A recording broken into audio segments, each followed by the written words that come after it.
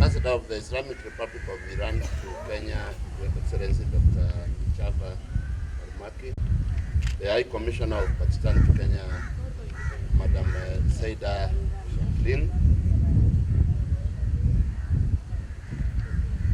the Acting Director General of the National Museums of Kenya, the County Secretary for Tourism, Trade and in Mombasa County, the Chairman BIP, the Chairman Baluch Trustees, Mr. Khalid Shabi, the Chair Lady Baluch Women Committee, AMINA Gulam, staff for Jesus Museum and the National Museums of Kenya in general, the Baluch community present, ladies and gentlemen, amjambo nyote. Vile mulielezwa, mimi naitwa OBINA, mimi ni Secretary of Administration kwa Wizara ya Sports, Culture and Heritage, katika idara ya Culture and Heritage, that's Culture and Heritage State Department. Na waziri alikuwa aje yeye mwenyewe, lakini akawa na shughuli, ikabidi basi nitumwe nije nimwakilishe. Na nilipata ujumbe huo ghafla, mimi nikatoka moja kwa moja, nimesafiri leo na kufika huku ili nijiunge nanyi katika hii sherehe ya leo. Na ningependa kuungana na wale ambao wamenena mbeleni kuwashukuru wale waliofadhili hiki kikao na kuhakikisha kwamba tumekuwa na exception ambayo imekuwepo, na pia kuwashukuru kwa dhati kwa kukubali kwamba tuwe na exception nyingine kama hii Nairobi na sehemu zingine, ili watu waweze kuwa na ufahamu kamilifu wa mchango wa jumuiya ama jamii ya Baluchi kwa historia na maendeleo ya nchi yetu ya Kenya. Kwa hivyo sasa mtaniruhusu nisome kwa Kiingereza ile taarifa ambayo waziri ameitoa kwa hivi leo, lakini kabla ya kufanya hivyo nimkumbushe, I want to remind the ambassador of the High Commissioner of Pakistan that sometime last year we met in my other capacity when I was the acting CEO of the Export Processing Zones Authority. You came to my office in Athi River, and I want to thank you for your forward thinking and the industry that you put in your work to ensure that Pakistan and Kenya deepen their already good relations and also exchange a lot in terms of trade, business and development. I want to thank you most sincerely. I know you may not have remembered me because you are meeting me in other places, but I wanted to remind you of that. Allow me now to read the speech by Madam AMINA MOHAMED, Dr. Ambassador AMINA MOHAMED, CS for Sports, Culture and Heritage. Ladies and gentlemen, it is an honor and pleasure to be here among us today for the inauguration of the Baluchi exhibition at Fort Jesus World Heritage Site. This distinguished gathering in this beautiful and historic fort underlines the commitment of the National Museums of Kenya under the jurisdiction of my ministry to promote the culture and heritage of diverse and marginalized communities to which the Baluch community belongs.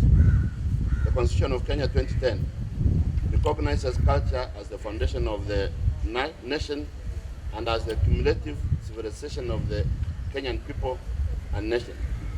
The Constitution notes that the state shall promote all forms of national and cultural expression through literature, the arts, traditional celebrations, science, communication, information, mass media, publications, libraries, and other cultural heritage. Our cultural heritage is inextricably tied to our dignity as individuals and groups or communities. The setting up of the Baluchi exhibition here at Fort Jesus started its journey in October 2015 upon the signing of the Memorandum of Understanding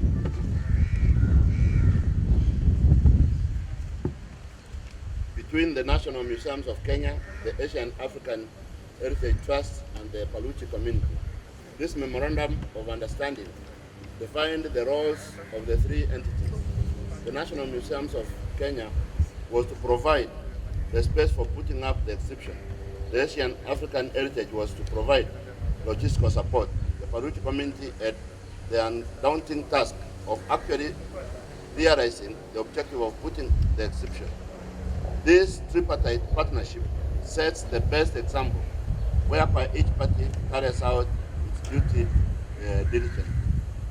Such a perfect partnership should be emulated by other communities who should be encouraged to display their cultural and their heritage, their culture and their heritage.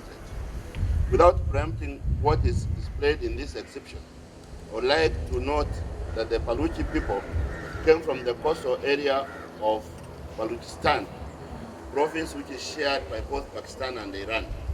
The Baluchis were deployed in the army of the Sultan of Oman to fight the Portuguese and finally to evict them from their strongholds in East Africa.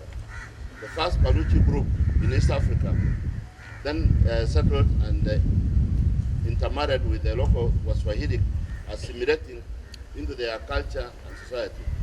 Later, other groups came with their families in the hope of finding better life.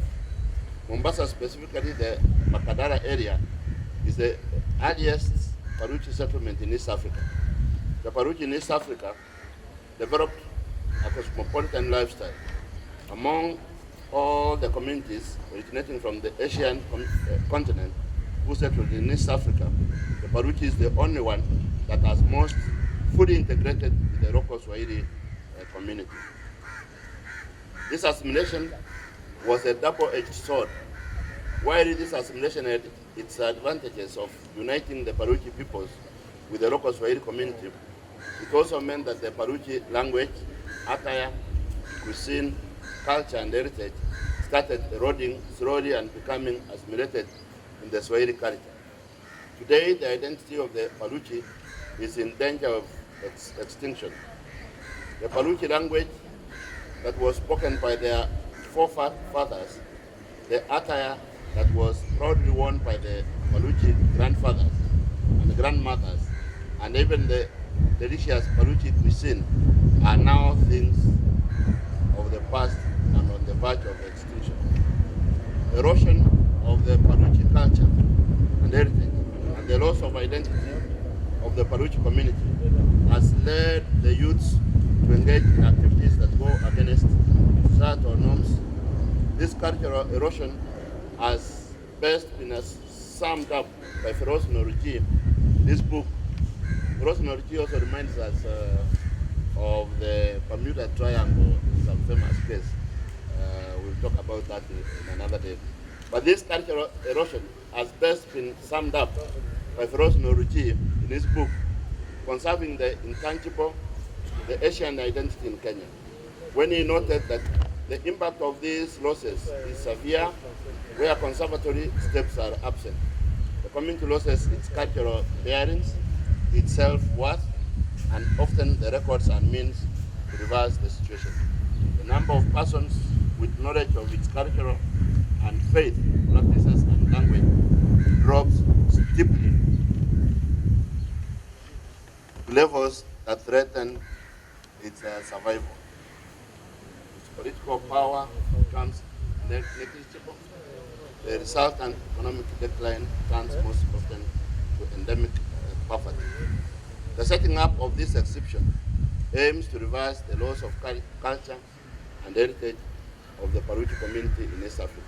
I believe this is the only exhibition in the world that displays the life, the culture, and the heritage of the Baluchi community. I would like to encourage the elderly members of the Baluchi community to educate their children and grandchildren on the virtues of Baluchi culture and heritage. Personally, I know that the Swahili Buibui was introduced in East Africa many years back by the Baluchis. This Swahili Buibui is no longer worn by the youths as they turn to the more fashionable abayas. I have come to learn that the Baluchi have developed a special medicine for burns and which works in a splendid manner. This medicine is commonly known as dawa ya Baluch, and is often sought out whenever someone gets banned. I encourage the Baluch community to preserve these inventions and to preserve their language, their culture, and their heritage. I now have the honor to declare the Baluch exhibition at Fort Jesus officially open. Thank you. Asanteni sana. Mungu awabariki.